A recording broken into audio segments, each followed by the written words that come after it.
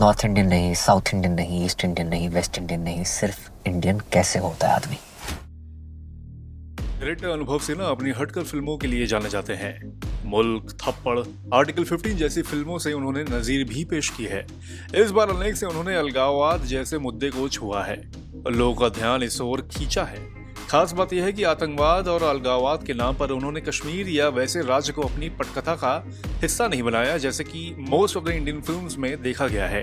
Trailer से भी पता चल गया होगा कि नॉर्थ ईस्ट और खुद को इग्नोर्ड फील कर रहे वहां के लोगों के स्ट्रगल को दर्शकों के सामने रखा गया है।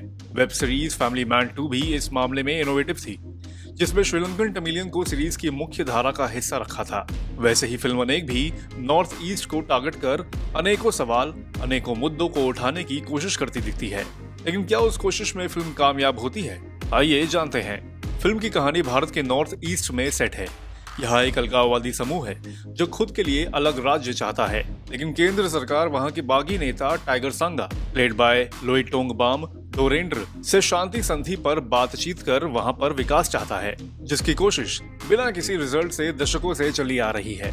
अमन, प्लेड बाय आयुष्मान खुराना, एक अंडर कवर एजेंट है। उसे उसके senior Abrar Bhatt, played by Manoj Pahwa, एक समांतर अलगाववाद शख्स तैयार करने को कहता है और ऐसे हालात पैदा करने को कहता है जिससे कि अलगाववादी ताकतें सरकार से शांति वार्ता के लिए मजबूर हो जाएं। अपने इस मिशन में अमन को एहसास होता है कि जैसा उसे बताया गया है वहाँ के लोग उतने गलत हैं नहीं, या वहाँ की सिचुएशन उतनी गलत नहीं है। वो वहाँ मुद्दों ही नहीं बल्कि लोकल लोगों से भी जज्बाती रूप से जुड़ जाता है। उसे एडो, प्लेड बाय एंड्रिया केविचूसा नाम की लड़की, जो बॉक्सिंग में भारतीय टीम के लिए खेलना चाहती है, के करीब भी आ जाता है। वही एडो का अलगाववादी पिता वोंग नाओ जॉनसन के नाम से ही एक नया उग्रवादी संगठन खड़ा कर देता है।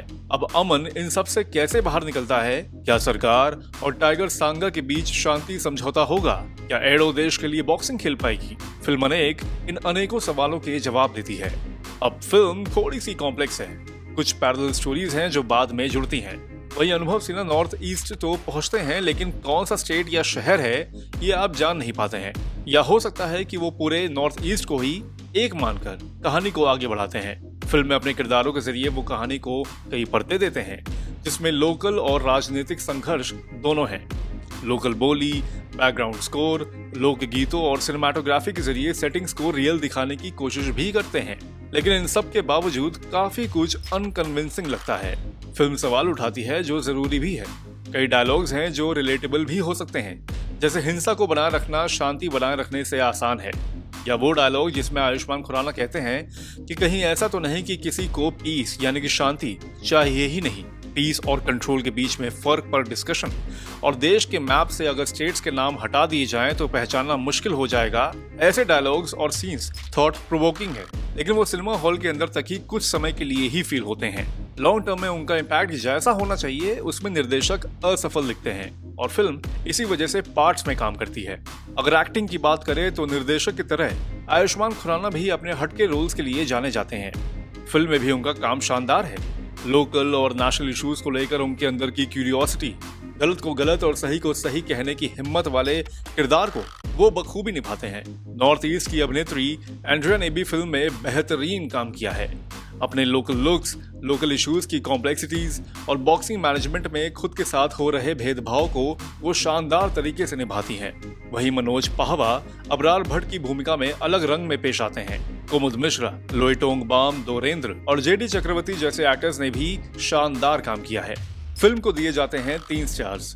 फिल्म अनेक में सच्चाई है, और जब देश कई मिसकंसेप्शंस के बीच झूल रहा है, ऐसे समय पर इस फिल्म का आना जरूरी भी है, लेकिन इसका इम्पैक्ट दूर तक जाता है वो डाउटफुल हो सकता है। पापा बोलता है हम लोग इंडियन नहीं है, इसीलिए मुझे इंडिया की टीम के लिए खेलना है।